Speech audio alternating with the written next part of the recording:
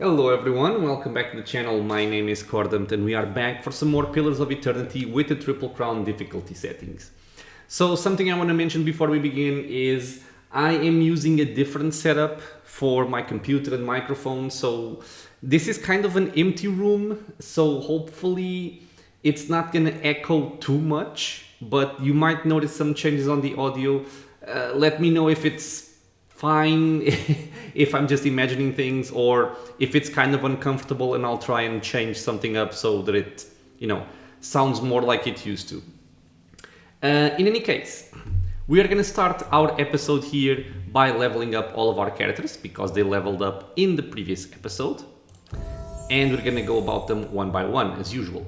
So Mr. Eder, like we've mentioned before, he has 18 survival, which is really all that I wanted. So I'm gonna go for more athletics for a bigger heal. Doesn't really matter all that much. In terms of abilities, there's a lot of stuff here that doesn't really make much sense to me for a tank, or I don't think it's very worth having. Like having more damage, it's not bad, naturally, but it's also not something relevant in a tank, and particularly in the way that I'm building it there right now. So really the choices begin once we get through these weapon specializations. And we have the unbending, which, it can mitigate some damage or you can heal. The confident aim, converting grazes to hits and minimum damage. Discipline barrage, I still like this one. Honestly, I think it's a cool ability to have. Some extra accuracy to make sure you hit like a clear out or a knockdown or something of that sort. But I think that with the setup that I have right now with the spear, I think my accuracy is kind of fine with him at this point. So the new stuff here, I believe, is going to be the take the hit and unbroken. I'm not sure if these were already available in the previous episode, or the previous level up, sorry. When he deals a disengagement attack, he can knock enemies prone. This is handy. Fearless makes him immune to frightened and terrified. I don't think it's that important, especially since we have Durance in the party. For take the hit, we can mitigate some of the damage that my team is taking and instead take 50% of that damage on it there. I don't really want to have the rest of my party taking damage at all, so this one I hope is not going to be something I'm going to activate, so not really going to be my choice. And unbroken really seems to be the safer option here. And, since we're playing with the Triple Crown difficulty settings, I want to make sure that my party is as safe as possible. So if for some reason it there goes down, he shouldn't, he's very, very tough right now. But if he does go down, he will immediately revive with some endurance and some extra defenses for 30 seconds. So if all hell breaks loose, Eder goes down, I lose my front line, I would get the enemy start streaming into the back line and start killing my rogue and my wizard and all that. This way he gets up and is ready to tank once more. Hopefully it will never trigger, but it's a good backup plan to have. So Mr. Eder is done. We're gonna go for Kana. Kana is gonna be in the same fashion as Eder, just gonna give him some athletics. And right now, honestly, there's not really any choice that I think is particularly relevant. For the level 3 phrases, we can either get some extra defense against prone attacks, concentration, and damage reduction against freeze and shock, which is kind of specific. We can have the Dragon Thrash, the Dragon Wailed, which is just an AoE damage aura, which, is always handy to have. Or we also have the Silver Knight's Shields Broke both arrow and blade, giving everybody in the area some extra deflection. I don't think the extra deflection is going to be that important. So I think I'm actually going to go with the Dragon Thrash, the Dragon Wailed. I don't want to rely on this. I've seen some builds for chanters where they just stand there and they just chant this and they don't do anything else. I don't want to have Kana be that guy. But if I am in some fight where I don't really need the other defensive properties, or I just want to have some extra AoE damage, you know, I can just turn this on and he will deal some AoE damage by itself. So without having any much better choices, I'm gonna go for this one. This one would also be, you know, useful, but not that much. So this is gonna be my choice. He is done. We're gonna go for Durance, and now we're gonna get a very interesting level up here. So for my friend over here, same thing. Get some athletics in case I need an emergency heal.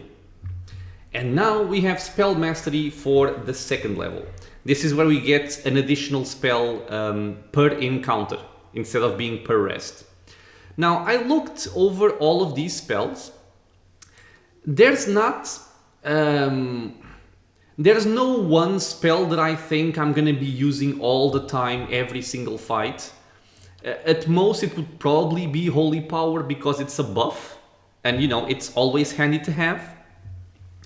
But I'm also thinking about maybe using Repulsing Seal in case the Holy Power doesn't stack. And we are gonna get some cool stuff for extra resolve in a different spell. So maybe this one I don't really need it. So I think I'm gonna go for the Repulsing Seal. I've never actually used this spell during this playthrough, which is kind of fun. But I'm interested to see how well this works once I have access to it per encounter. It's gonna be a trap that's gonna knock anybody prone that's in the area. And, you know, knocking enemies prone for 10 seconds is not bad. So I'm gonna try this one out. It might not be the best choice, guys. I'm just, you know, having some fun here. So bear with me. But the important stuff here is we are gonna get access to level 6 spells. So before I forget, we're gonna go over them. We have the Cleansing Flame.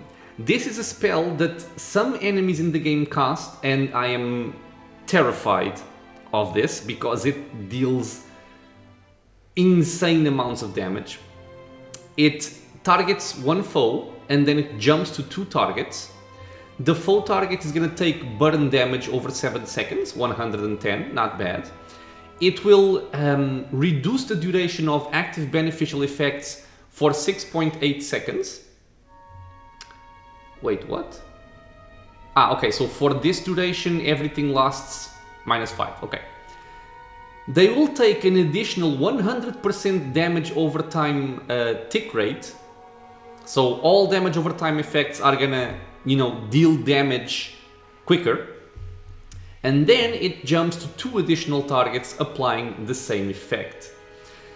This is, trust me, this is worrisome if enemies can cast it. This is one of my favorite defensive spells in the game. For a friendly AoE, it's gonna give everybody +6 perception, +25 resolve, and +6 intellect for 40.5 seconds. So a big duration and big buffs. Crowns allies in the glory of the priest's god, imbuing all allies in the area of effect with bonuses to perception, intellect, and resolve. It's one of those things where if you're gonna face a big fight, or at least that's how I do it, I bunch up my backline in a little ball. I send some summons to soak up some damage and the attention of enemies, and then I'll buff the hell out of my party before we actually engage. And this is one of the really important ones. Then we also have Minor Intercession. This one is going to give our friends +28 endurance, and it will reduce the duration of active hostile effects. Not bad. Not really something I see myself using all that much. Maybe to reduce the duration of insect plagues. This one is a very big one. The Prayer Against Treachery. Finally we have access to this. We have an AoE immunity to Charm and Domination for 30 seconds. Very good. We've been having some trouble with vampires and some other enemies like the mushroom fungus that deal domination, and we had no way to avoid it until now. Then we also have Spark the Souls of the Righteous. This one is an allied AoE for 40 seconds and ignites a powerful zeal within allies that manifests in an aura that shocks any enemies near them. So the effect is pretty clear, but I wish they had a description of, you know, how much damage this deals. Does it deal a lot of damage, or is it just you know, negligible damage. Should I waste a spell on this? We're gonna have to try and see. I don't remember if it's good or not, to be honest. And then we also have the litany against major afflictions. For a friendly target, immunity to charm, terrified, stunned, petrified, paralyzed, dominated, and weakened for 27 seconds. This can be very good because we've had some encounters up to this point where it there was getting petrified. Does this? Yeah. And this removes petrification, as well as a bunch of other nasty things. So it's going to be very, very good, especially for it there. And then, you know, we just have the repulsing seal over here, which we can now cast per encounter. That's Durance done. We are going to go for the Grieving Mother. For her, what do I want? I think also athletics. Is she going to cast spells from scrolls? I don't think so. I don't think it matters all that much at this point. And now we have our level 6 powers. We don't have a lot of choice here, and we have 2 choices right now, so we can pretty much just get all of this eventually. So it's not a major decision point here. We have the Amplified Wave. Manifest the target allies' mental strengths and projects them outward forcefully, causing a shockwave that inflicts crush damage and knocks any in the area of effect prone. It costs 60 focus, so it's kind of, you know, expensive. You target one ally plus 6-meter radius. Now, something very important about this, and I hope I'm interpreting this right, it does not say that it's an AoE cone. It mentions a radius. So even if Eder, because Eder is naturally going to be the person I cast this on most of the time, if Eder is surrounded, everything around him is going to get hit. So it's not the same thing that we have with the level 1 spell. This one will actually hit everything around. So, pretty cool spell. We also have Disintegration. Burns away the ethereal sinew that holds together the mind, body, and soul of the target enemy, causing it to rapidly take raw damage. So, important part here, it deals raw damage. Targets that have their endurance reduced to 0 disintegrate into non-existence.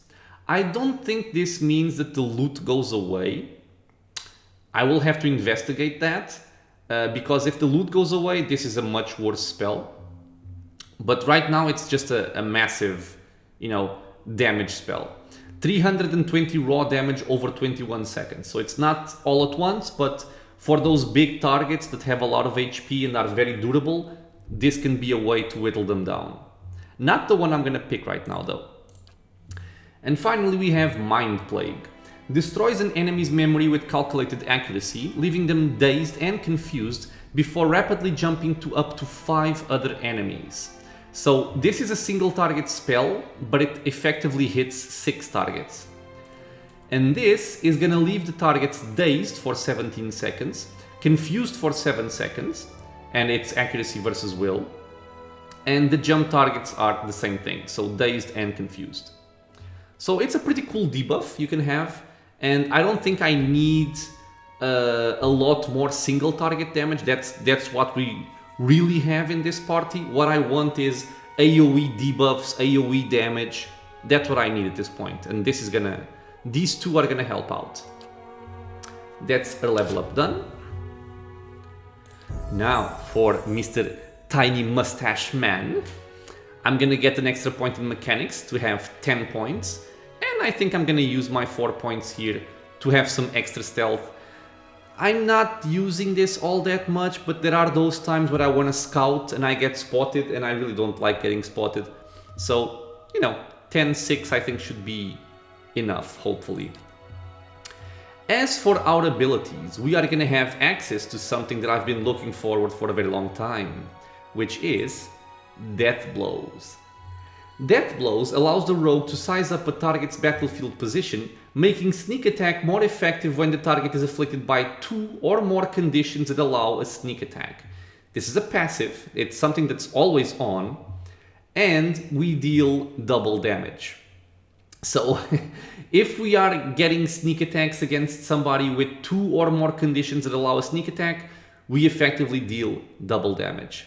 I think this is the best choice we can get in the entire roster of abilities here, and I think, Let me see. I think this is the only new ability, right?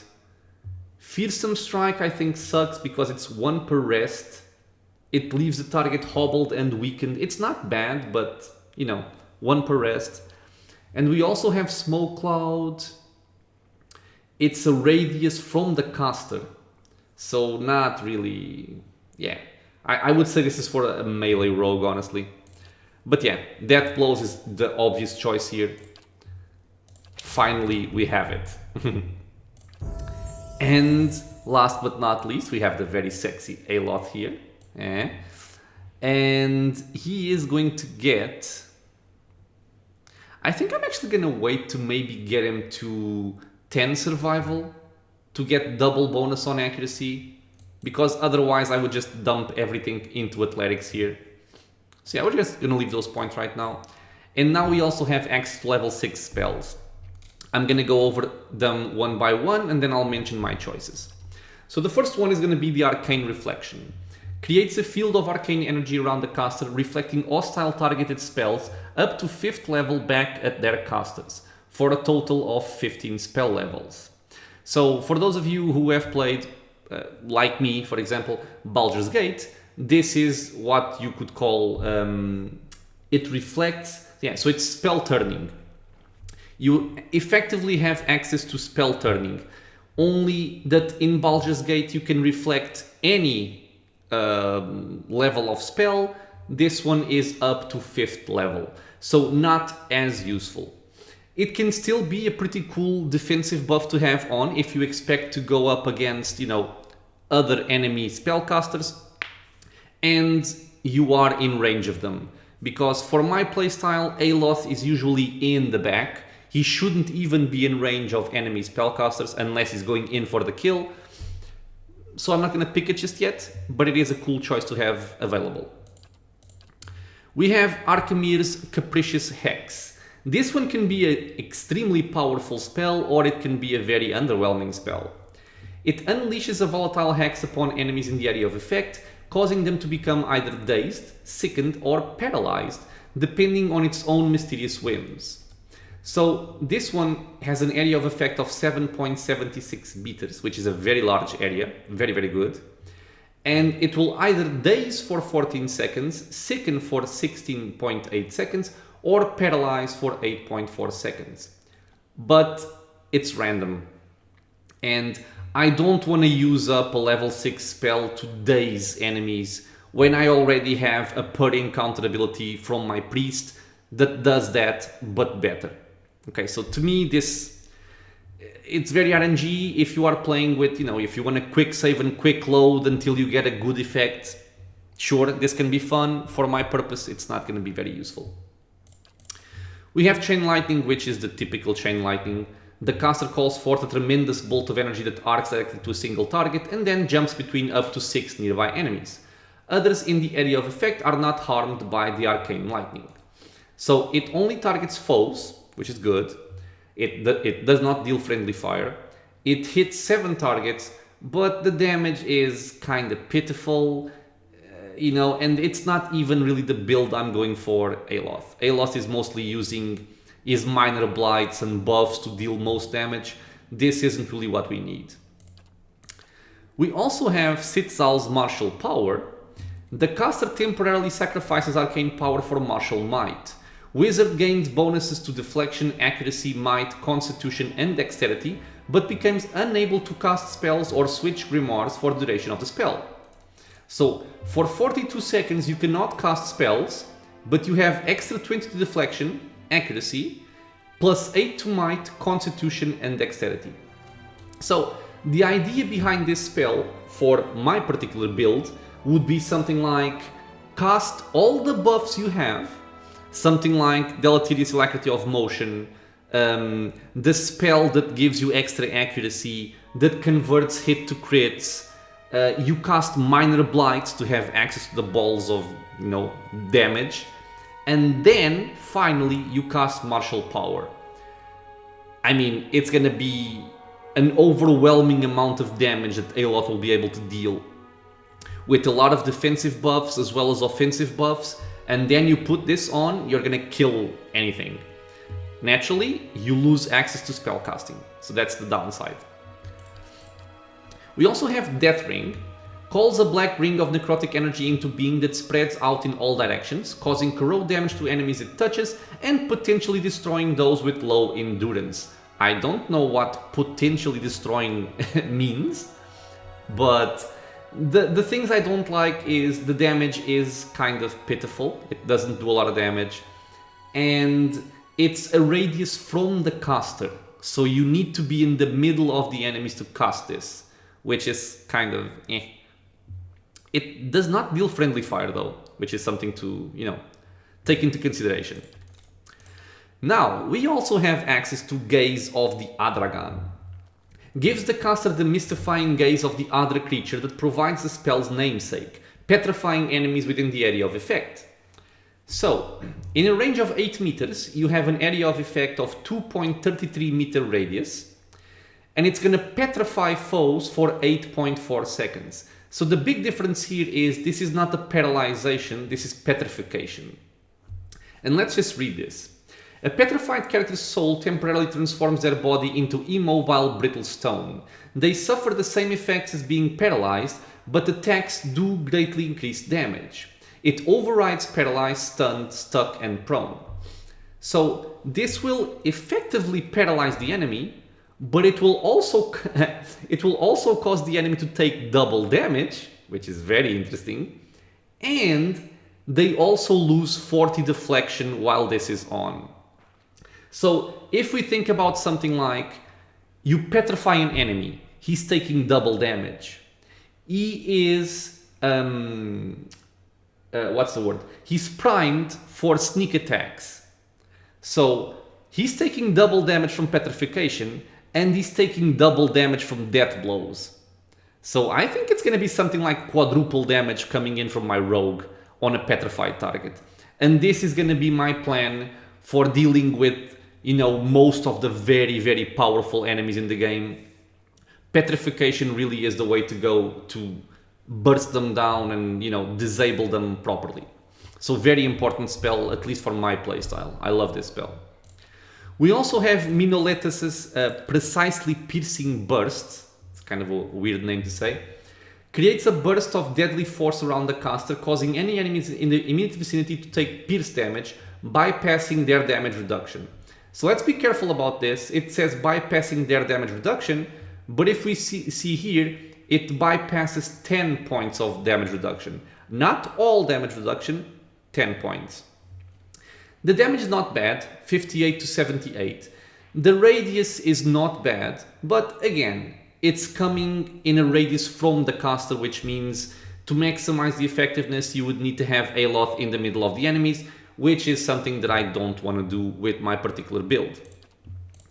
And finally, we have Ninagot's Freezing Pillar. It calls down an enormous spike of ice, pulsing freeze damage on enemies in the area of effect, and creating an intense circle of frost that can hobble foes it touches.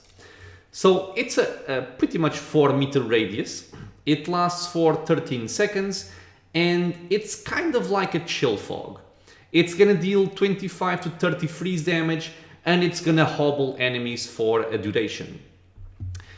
So, with this said and done, my spell selections are going to be Gaze of the Adragan, for sure. And then the two other choices in my mind are Sitzal's Martial Power to maximize the killing potential of Aloth, or Ninagot's Freezing Pillar.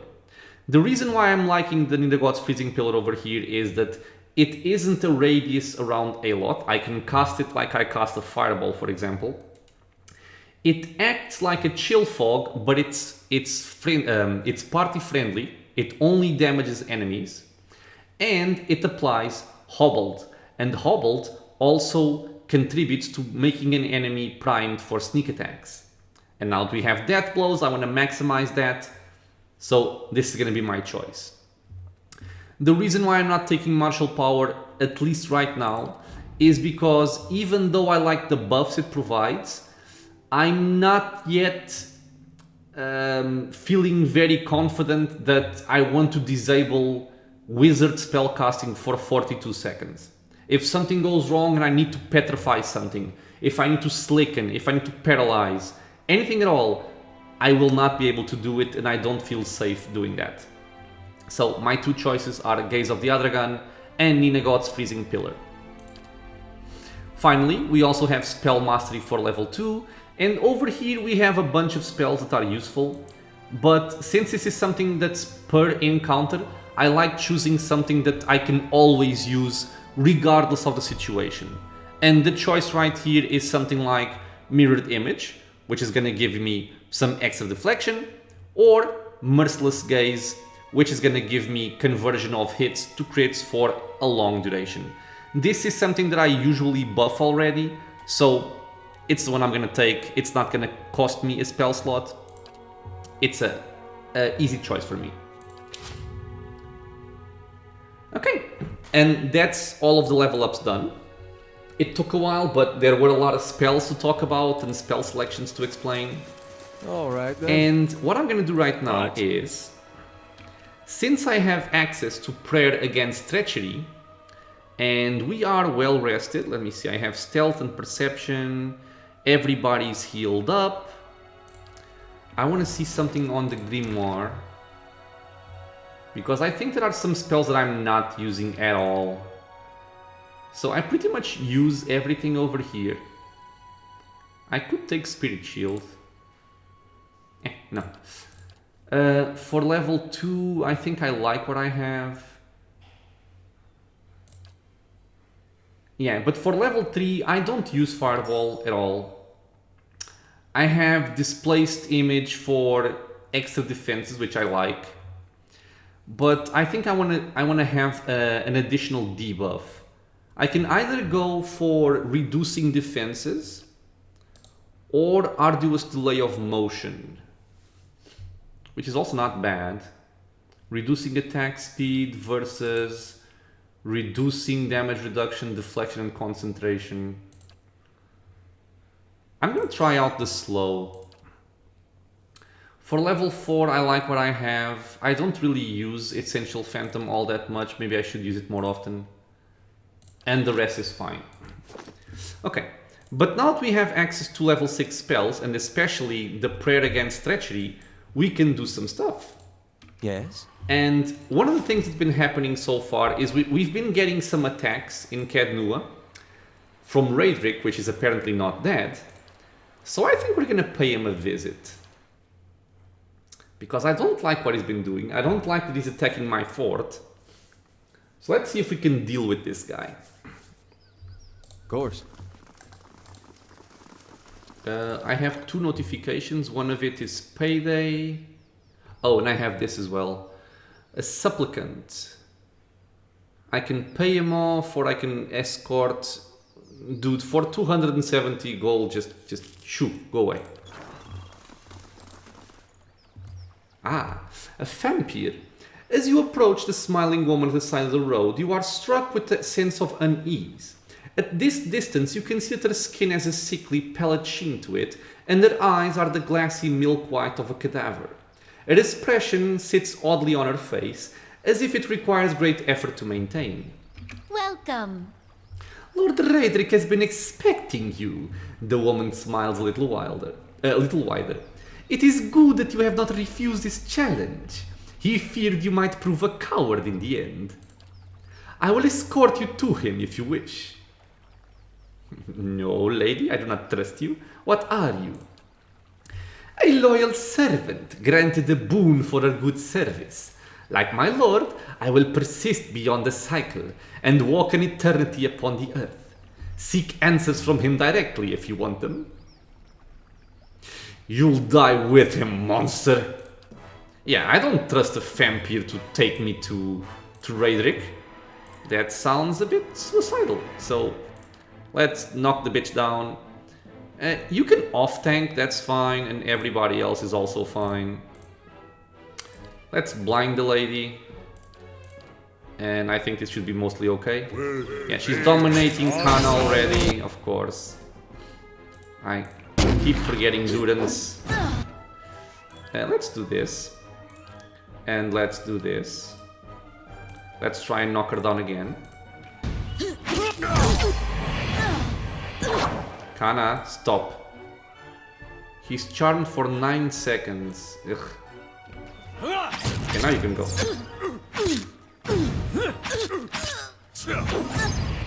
And down she goes. Hey. Okay, stop hitting me, please. Shoot. Okay. Let me see if I want to swap something on this guy as well. I keep forgetting this. So I have this stuff, I have this stuff. And if I just want to deal damage, I guess probably burn effect. And then the dragon trash, the dragon wailed. Sure. But right now I want to sing the second one. Yes. Following your lead. Okay. So let me see if I can find the way to Raedric without, you know, killing myself. If I remember correctly, I think he's like over here. Temple to the keep hall. Let's see what we find. I'm gonna have to be careful about this because this fight, I don't think it's particularly easy. But hopefully I will have a chance to buff up before we actually fight, you know? So if I want to go to the temple... Dungeon laboratory... Wait, have I never been here? I don't believe that. I like Kana's sword though. Where do you take me? To Temple Scriptorium. Okay.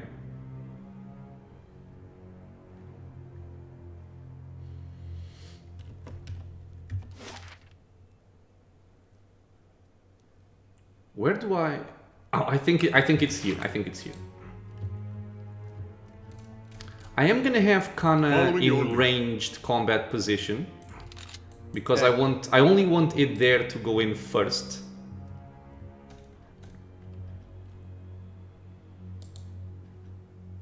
And then we'll see.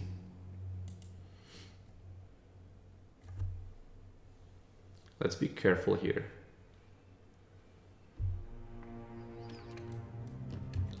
Okay, I have time to prepare. So let's see. I will want some ale for extra damage reduction. And I think I'm gonna give him this stew or the rice thingy. Okay.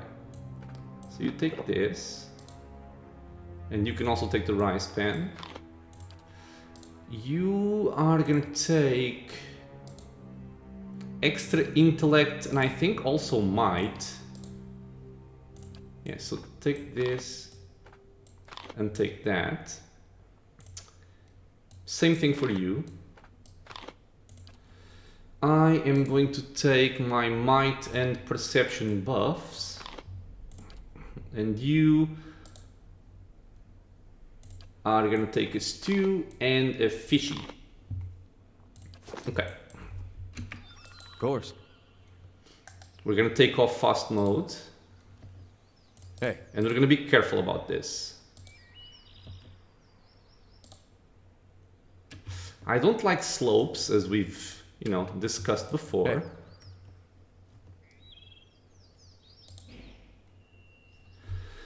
I'm kind of nervous, I'll be honest. There's a lot of vampires over there. Lord Raedric VII. An armored figure strides forward. In place of its eyes, great flames burn, emanating heat and light. In that orange glow, you can see that the face beneath has succumbed to rot, the cheeks sunken, the lips pulled back over grey gums and decaying teeth. But it is unmistakably Raedric who stands before you. Look well. Oh, sorry. See what you have made of me. But see too what great Berath has permitted. I am returned, mind and soul, so that I might be avenged upon my enemies. All I see is a walking corpse. No voice? Okay. Then your eyes are deceived. You cannot imagine the power bestowed upon me. I feel the touch of the gods. My faith is a font from which I draw life. My wrath is a sweeping flame, and you will burn this day. I have strangled the life from the usurper Kolsh with my own hands. So fell your champion, your great hope. God damn it. Was that creature to be your thane? A man without resolve, without aim? A leech growing fat upon the veil, senseless to the ravages his vanity inflicted upon his people? Almost sounds as bad as the alternative. I will not allow my lands to fall into ruin. I will cleanse the scattered god's poison from the blood of my people. I will scour his name from the Deerwood. Berath has blessed me with its favor, and I will be its sword.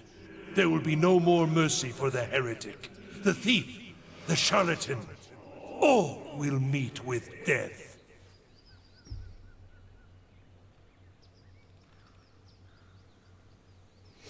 Enough of your damn talking. Face me, Raedric. Then may the twin god guide my blade. I will cut you cleanly from the earth and send you swiftly into the next life. I promise you that. Okay, so I'm a bit nervous. The reason why I'm nervous, it's kind of plain to see. There are 4 vampires over here. And I think he also has some nasty abilities. Okay, so let's put this in slow mode. And as usual, you know, Eder is going to be our tank. But we are going to use our summons. I want my other beetle over here. You actually have some summons as well, that's right.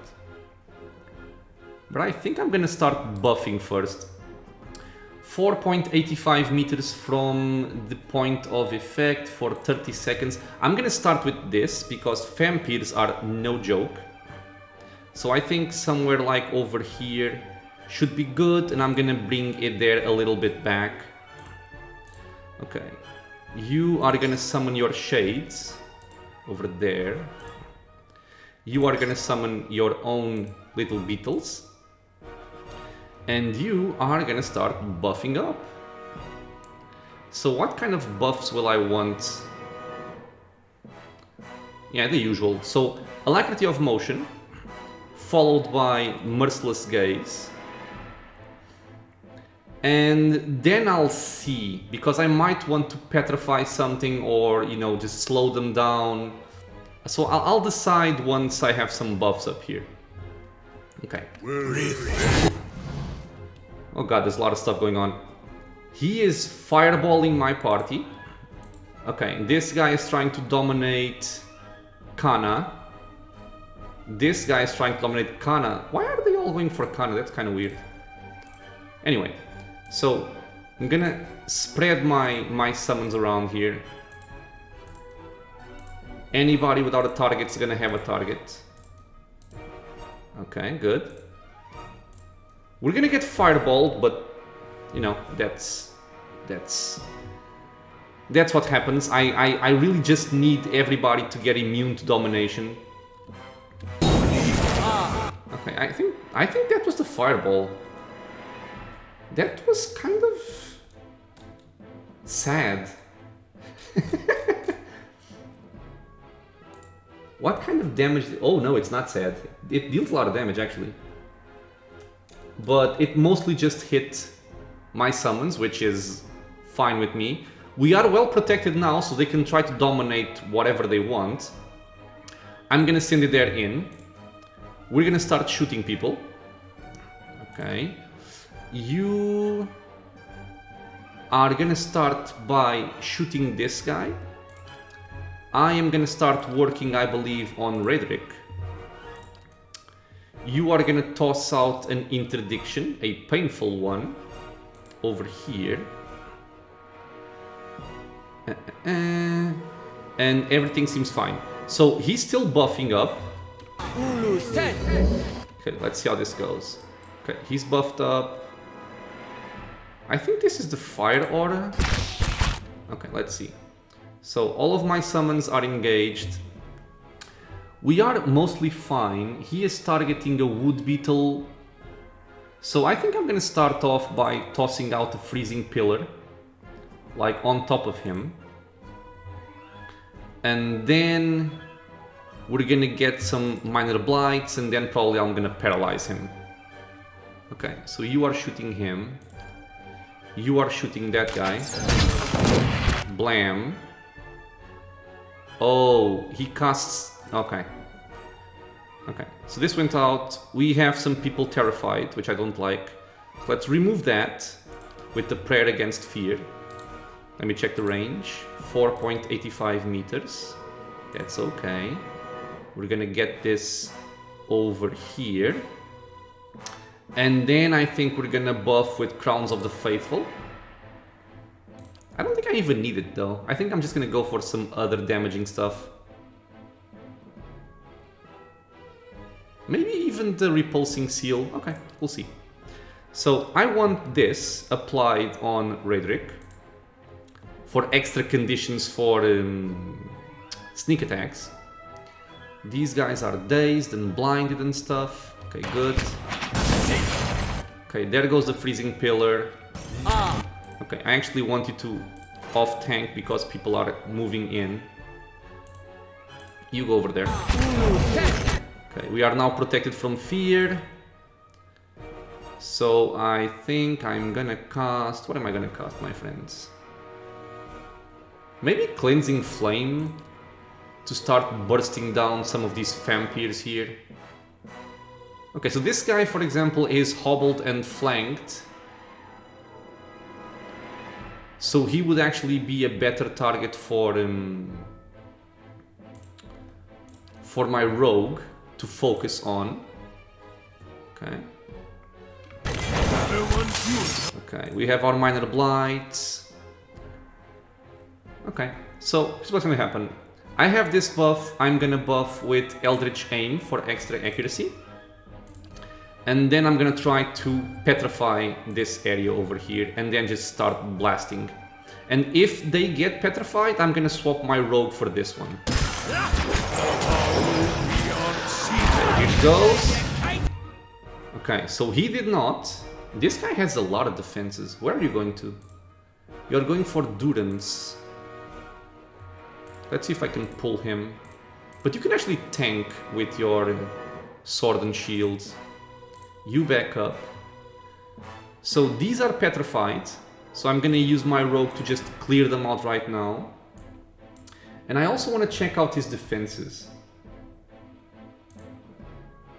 So it hit the vampire, it grazed the vampire and missed. Oh, he has 183 fortitude. Holy crap. Jesus Christ, okay. Okay, that's fair. In any case, let's start blasting this guy over here. You are blasting that one. You are gonna tank for a little bit. Oh, no you're not, you're fine. So you shoot this one. And I'm gonna get my Devotions for the Faithful, which I love. Get some extra accuracy and might. Over here. Okay, everything is good. Okay, you are tanking. Okay, this guy is going for the shades. That's whatever. I don't care. Yeah, man, just look at the damage from Aloth, especially on petrified targets. Okay, so you shoot this one. Yes. Okay, he's dead already, never mind. Okay, so let's focus on these. Let's get some more buffs for my people. You have 108 focus points. That might be a little bit too much. So what do I want? I think I want Borrowed Instinct, but this is... accuracy versus will. I'm hoping he's not very strong on will. There he is. I'm gonna have to move forward, however. No, I'll do this over here. This guy has a Cleansing Flame on, good. Yeah, but this is... We're just clearing out this part, honestly. Okay. I'm gonna get some healing over here. Now, do I want a Sacre Bleu? Why not? And then face this guy again. I'm also going to suck on his defenses now that he's getting a little bit closer. Aloth is just blasting people up. So focus on that one who's near death. Okay, all is good. Let's check out the repulsing seal. Let's see how well this works. Honestly, now that you have 5 points, I'm actually gonna summon some ogres here. Okay, he's dead. Okay, so at the request of one of my viewers, I'm gonna use clear out so it isn't always over here. Okay, so be happy about this, my friend. Clear out.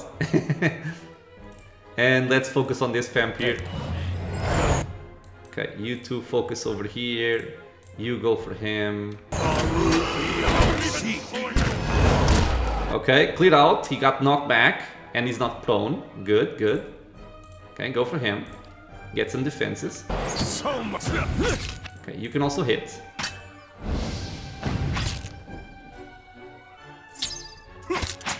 Good, good. Everybody go for him. So he is flanked. I would like to get an extra affliction. Do I have something that can... Well, if I could petrify or paralyze, but I can't. This is fortitude. Is this also fortitude? No, no, no, no, it's not. It's will. Let's see if I can paralyze him. But he's badly injured already. Try and knock him down. Repels my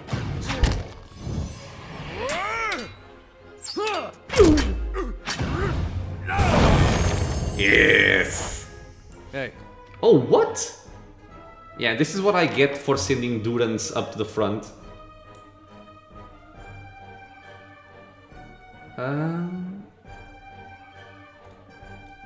3 damage from Durance, awesome. I would like to see what dealt all of this damage to Durance here. I think it was his AoE fire damage. Lord Raedric hit it there. Lord Raedric frightening aura, doesn't matter, we are immune. Lord Raedric engaged ogre.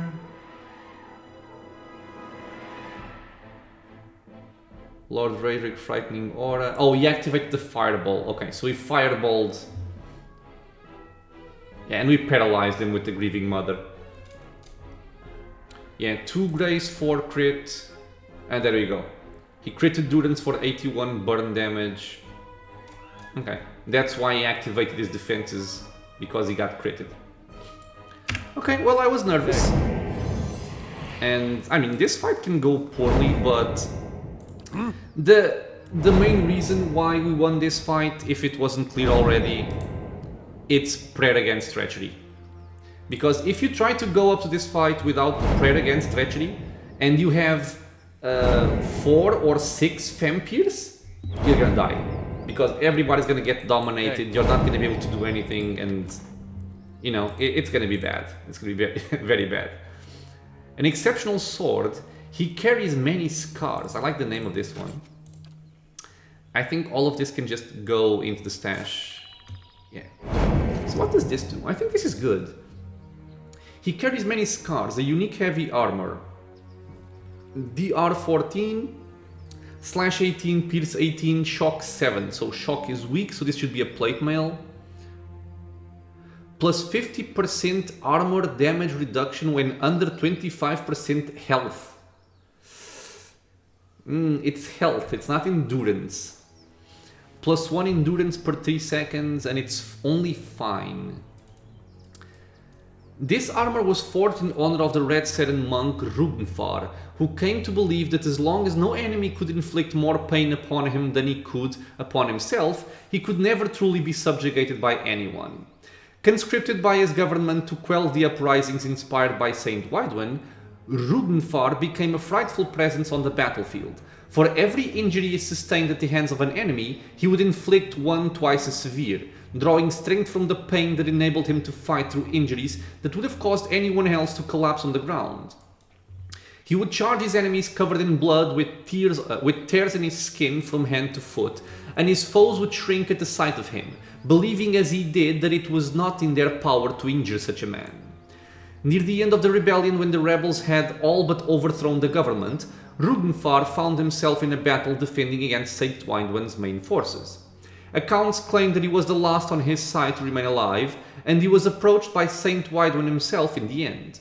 As the story goes, the living god looked him over and gave a slight bow, permitting him to fall upon his own blade that he might remain free. The armor bears many artificial scars added by the blacksmith to make its wearer as imposing as the figure that inspired it, though it wears its real scars with equal pride.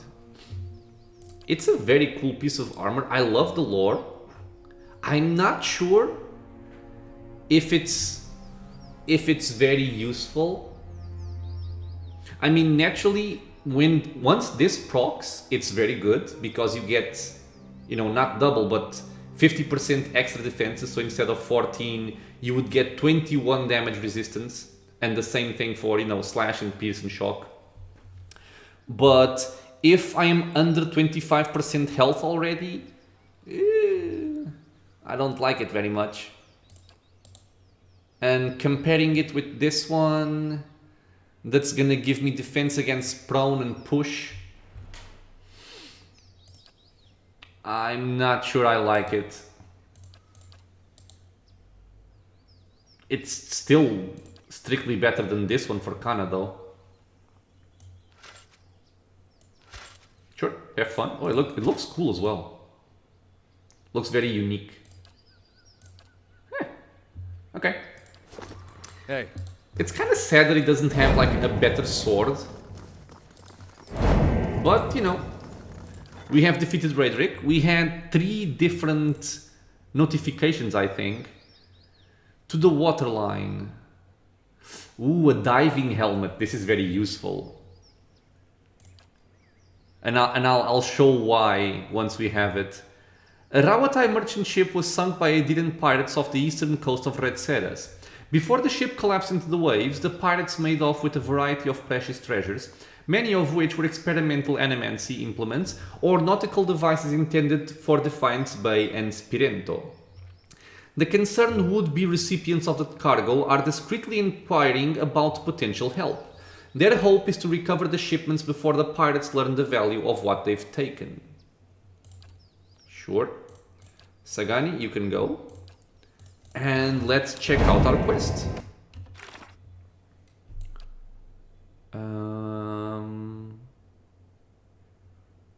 Wait, where is it? It's not this one. The Champion of Berath, I think it's this one.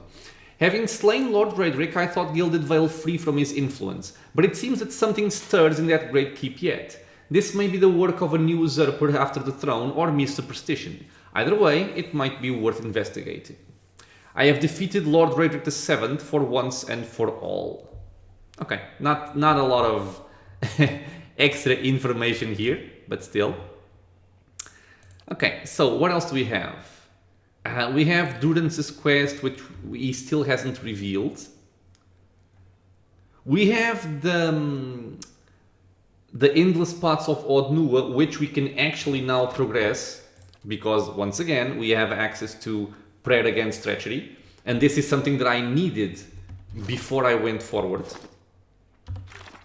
So I might be going back to Caed Nua.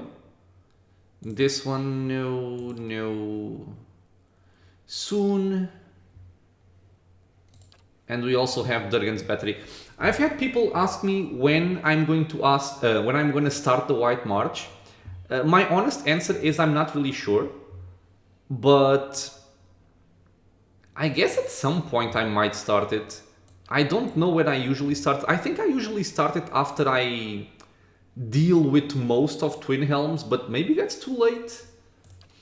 I'll have to decide. Maybe I'll go to the White March earlier than I had planned. And our final main quest is the Assassin at Large. Theos has killed the Duke and Lady Web and sent Defiance back into Chaos. But Lady Web saw where he intended. Okay, okay. Yeah. So there's still a bit, a good part of Twin Helms to explore in terms of quests to do. And I also have to take care of that eventually. Let's go over here.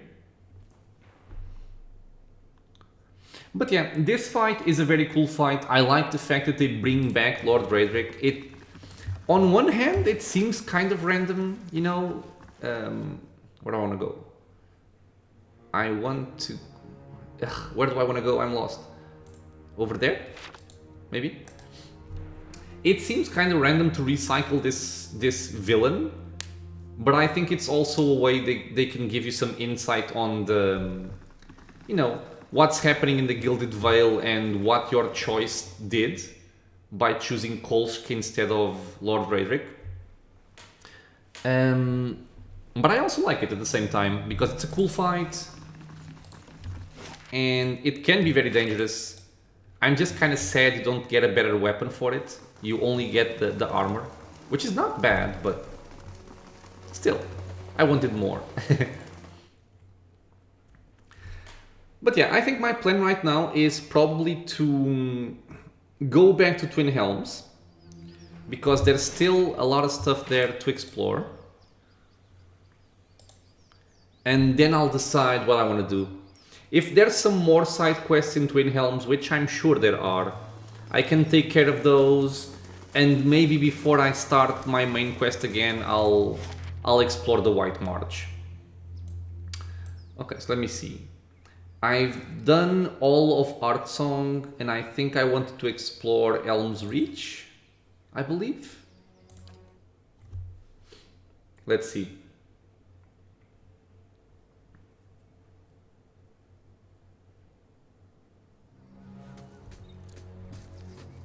Oh, okay, so during the travel time, Pelagina was able to... Oops. Was able to place Gaffel the Drunkard in the care of some respected animancers. Oh, this was just an escort, I think. Yeah, it doesn't matter. Okay, so we are back in Twin Helms. We are in Helm's Reach. We still haven't explored the Hall of the Warriors or the Blood Sands or Ter Evron. So a lot of cool stuff to see here. We also have Old Song to explore. And we've pretty much completed Northweld with the exception of the Temple of Aelia, which it might actually be something we can take care of right now, but I'm gonna wait especially for this diving helmet here. And I'll leave you guys to wonder why this is interesting and then I'll show it and explain why it's actually useful. Okay, so there was a lot of stuff covered in this episode, especially with the level ups. We got some very, very sweet new spells, both on Aloth as well as on Durance, and honestly, even on the Grieving Mother. Level 6 spells are definitely very, very interesting. So we're gonna have many new options to play with. As always, guys, thank you so much for being here with me in the channel, watching some Pillars of Eternity. Like I said, my setup in the room is different. So the sound might be a little bit off. If you guys have some feedback on that, let me know and I'll try to improve it in any way I can. But yeah, as always, if you enjoyed the content, you know, leave a comment if you have any questions, anything like that, and consider subscribing for more. There are episodes coming out every single day, and I hope to see you all in the next episode. Until then, stay safe, everyone.